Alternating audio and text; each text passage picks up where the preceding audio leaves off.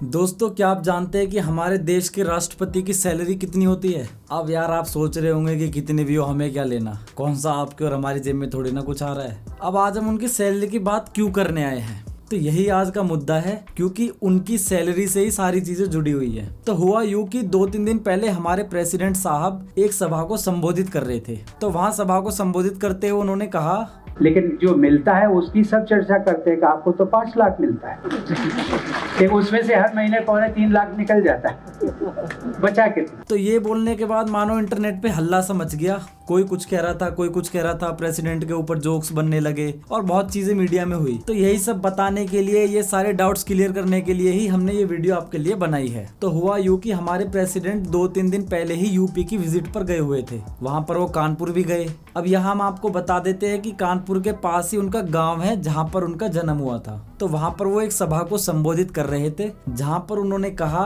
कि हर महीने मेरे 5 लाख रुपए में से मैं 2.25-3 लाख रुपए टैक्स पे कर देता हूं। अब ये जो बात उन्होंने बोली थी, ये बिल्कुल अलग कॉन्टेक्स्ट में बोली थी। कई लोग शायद सोचने लगे होंगे कि प्रेसिडेंट को टैक्स पे करना ही अच्छा नहीं लग रहा, या फिर और लोग भी तो टैक्स पे कर रहे हैं, आपको क्या दिक्कत है टैक्स पे करने में। तो उनका जो बोलने का कॉन्टेक्स्ट था वो बिल्कुल अलग था, क्योंकि वहां पर जो मुद्दा चल रहा था वो बिल्कुल अलग था। मैं इसकी बात का उल्लेख केवल इसलिए कि ये जो टैक्स पेड हैं, आखिर इन्हीं से विकास होना है, तो नुकसान किसका होगा? नुकसान हमारा होगा, अपना आपका होगा। उनका कहना था कि जो पब्लिक प्रॉपर्टीज होती हैं, बस होती हैं, ट्रेन होती है, तो ये सारी पब्लिक के पैसे से बनाई जाती है।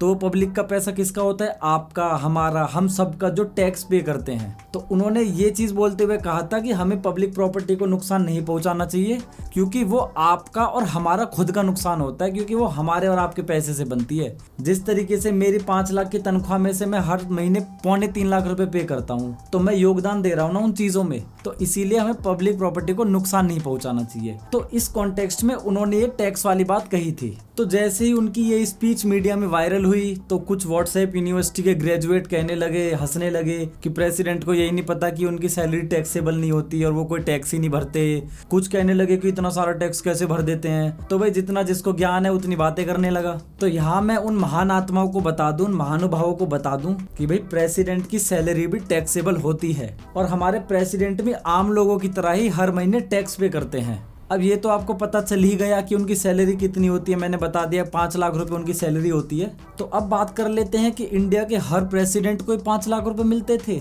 या फिर उनकी सैलरी कहाँ से आती है और किस तरीके से आती है। तो यहाँ मैं आपको बता दूं कि प्रेसिडेंट की जो सैलरी आती है वो कंसोलिडेटेड फंड ऑफ इंडिया से आती है। ये एक फंड होता है गवर्नमेंट का, जहां से प्रेसिडेंट के सारे खर्चे और उनकी सैलरी वगैरह दी जाती है। हमारे प्रेसिडेंट की सैलरी को रेगुलेट करने के लिए साल 1951 में एक कानून भी पारित किया गया था। उस कानून का जो नाम है वो है presidents emoluments and pension act.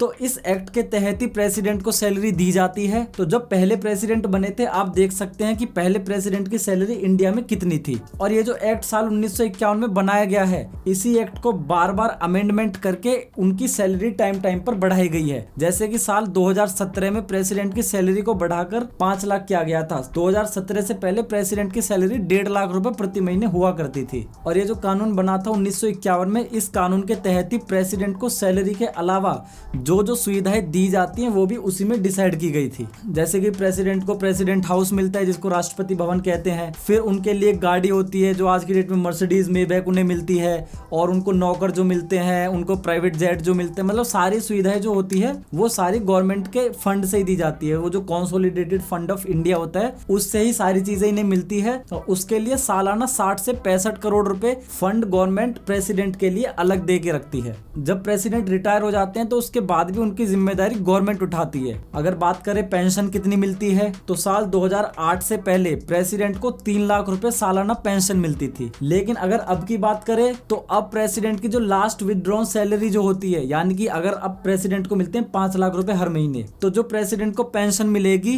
वो 5 लाख की 50%, यानी कि 2.5 लाख रुपए पेंशन के रूप में उन्हें मिलेंगे। उसके बाद उन्हें और भी सुविधाएं मिलती है, जैसे कि उन्हें घर दिया जाता है लुटियंस दिल्ली में। फिर उनका जिंदगी भर का जो हेल्थ का खर्चा होता है, कोई भी दिक्कत होती है वो उन्हें फ्री मिलता है। उसके बाद अगर इंडिया में वो कहीं भी ट्रेवल करते हैं तो फर्स्ट क्लास की टिकट उनके लिए फ्री होती है, और भी बहुत सारी सुविधाएं उनको मिलती है। और जब अगर प्रेसिडेंट एक्सपायर हो जाते हैं तो उनके जो स्पाउस होती है उनको भी प्रेसिडेंट की पेंशन की आधी पेंशन मिलती है। यानी कि 2.5 लाख की आधी 1.25 लाख रुपए पेंशन उनको मिलेगी और उनका हेल्थ केयर का पूरा खर्चा उठाएगी गवर्नमेंट और उनको भी काफी सारी सुविधाएं हमारी गवर्नमेंट देती है। तो ये तो आपको पता चल गया कि सैलरी कितनी होती है, पेंशन कितनी होती है, क्या क्या उनको सुविधाएं मिलती है। अब बात करते हैं कि उस सैलरी पे टैक्स का क्या सीन होता है। अब जो लोग कह रहे हैं कि उनकी सैलरी टैक्सेबल नहीं होती, हाँ एक कंडीशन में वो टैक्सेबल नहीं होती और वो तब नहीं होती अगर प्रेसिडेंट जो है वो अपनी पूरी सैलरी को एक तरीके से सरेंडर कर देते हैं कंसोलिडेटेड फंड ऑफ इंडिया को। अब जब सरेंडर कर दी तो उसका क्या मतलब है कि अब उनको कोई सैलरी नहीं मिल रही। अब भाई जब सैलरी ही नहीं मिल रही तो टैक्स किस चीज का।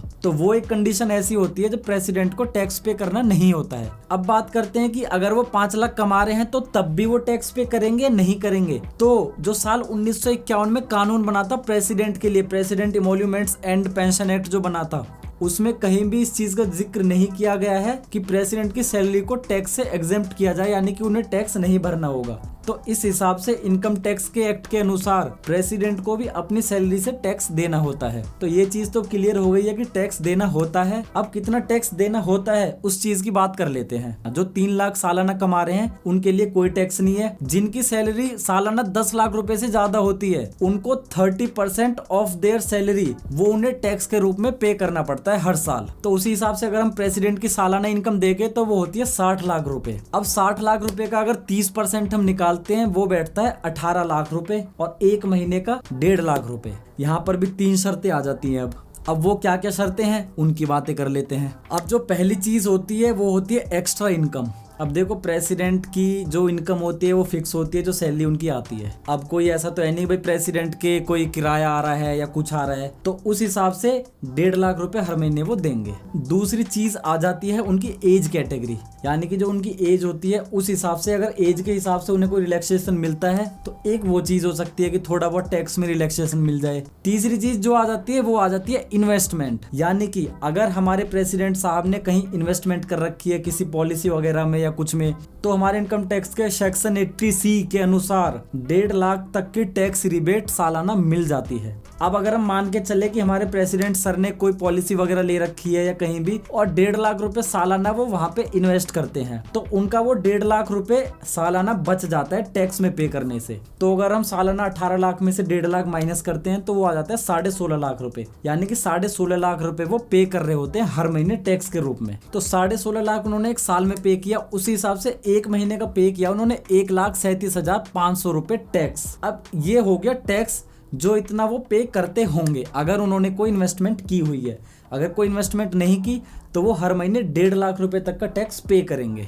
अब यहाँ बात आती है कि भाई प्रेसिडेंट सर ने तो बोला था कि वो 3.25 लाख रुपए पे करते हैं, तो जो उन्होंने 3.25 लाख रुपए की बात बोली है उसके पीछे जो रीजन हो सकता है वो रीजन ये हो सकता है कि भाई लास्ट ईयर जब कोविड आया था तो हमारे जितने भी गवर्नमेंट ऑफिशियल थे, जो बड़े बड़े नेता थे, एमपीज थे बीजेपी के, हमारे पीएम, हमारे प्रेसिडेंट, उनकी सैलरी को 30% डिडक्ट किया गया था। यानी कि 30% of 5 lakh is 1.5 lakh per month, यानी कि 1.5 लाख रुपए डिडक्ट हो रहे थे उनके हर महीने। जब 1.5 लाख रुपए डिडक्ट हुए तो उनकी सैलरी कितनी बची? 3.5 लाख रुपए पर मंथ। तो 1.5 लाख रुपए तो वो डिडक्ट हो गए, 1,37,000 रुपए वो टैक्स देते थे। तो इस हिसाब से उन्हें लगा कि दोनों को मिला के 3.25 लाख रुपए उनके सैलरी में कम आ रहे हैं, क्योंकि पहले 5 लाख आ रहे थे, अब जो रुपए आ रहे हैं वो 2 लाख 2.25 लाख के करीब आ रहे हैं। तो उनको लग रहा था कि वो टैक्स जो पे कर रहे हैं वो 3.25 लाख टैक्स पे कर रहे हैं। हो सकता है उनको कंफ्यूजन हो गया हो कुछ उस टाइम पे, क्योंकि उनकी सैलरी इतनी कम आ रही है और वो भूल गए हो कि हाँ मेरी 30% सैलरी वहां पर कट हो रही है कोविड की वजह से। तो ये गलती हो सकती है जो प्रेसिडेंट सर ने सोची नहीं होगी और उन्होंने ये चीज बोल दी होगी। उम्मीद करता हूँ कि वो जो व्हाट्सएप यूनिवर्सिटी के ग्रेजुएट्स हैं उनको इस वीडियो से कुछ सीखने को मिला होगा, या फिर जो ऐसे लोग होते हैं जो कुछ पढ़ने से पहले ही कहीं भी कुछ भी ट्वीट कर देंगे, कुछ मैसेज कर कुछ भी वायरल करने लग जाते हैं, मजाक उड़ाने लग जाते हैं। तो ऐसे लोगों से मैं रिक्वेस्ट करना चाहता हूं कि भाई कुछ भी बोलने से पहले अपने फैक्ट्स को चेक करें और तब जाकर कहीं कुछ लिखे। खैर आपका और हमारा लेवल भी नहीं है कि हम उन लोगों का मजाक उड़ाए। तो उम्मीद करता हूं कि आप लोगों ने इस वीडियो से कुछ सीखा होगा, आपको वीडियो थोड़ी बहुत इन्फॉर्मेटिव लगी होंगी, कुछ चीजें आपको नहीं पता चली होंगी। और अगर आपको वीडियो अच्छी लगी है, सच में आपको हमारा काम पसंद आता है, तो आप इस वीडियो को लाइक कर सकते हैं, हमारे चैनल को सब्सक्राइब कर सकते हैं, क्योंकि दोस्तों हम ऐसी ही और वीडियोस आपके लिए लाते रहेंगे। तब तक के लिए दोस्तों जय हिंद, जय भारत, वंदे मातरम।